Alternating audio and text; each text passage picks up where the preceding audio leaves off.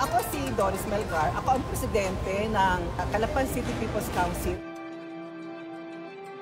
Partnership of the civil society organization and the government.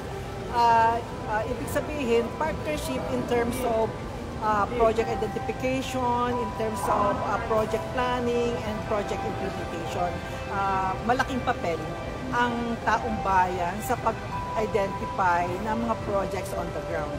Open government means citizens' participation in governance.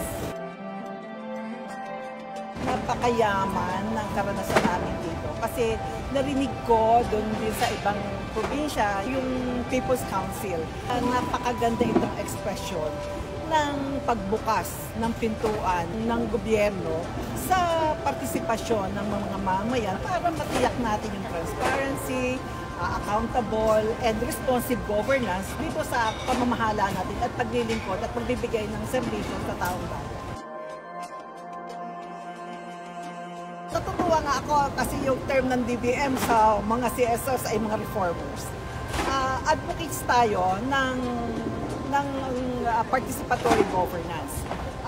Dahil nga ang role ng CSO ay pang check and balance ito. Ma-ensure na mga basic services ay napupunta at nararamdaman ng taong bayan. Kaya napakagandang pagkakataon ang ibinukas ng OGP para sa participation ng CSO. We wanted really to assist the government na ma-bridge yung gap, na makita natin yung gobyerno natin seryoso na nagpapakita ng genuine service na madala ang mga serbisyong tunay para sa taong bayan.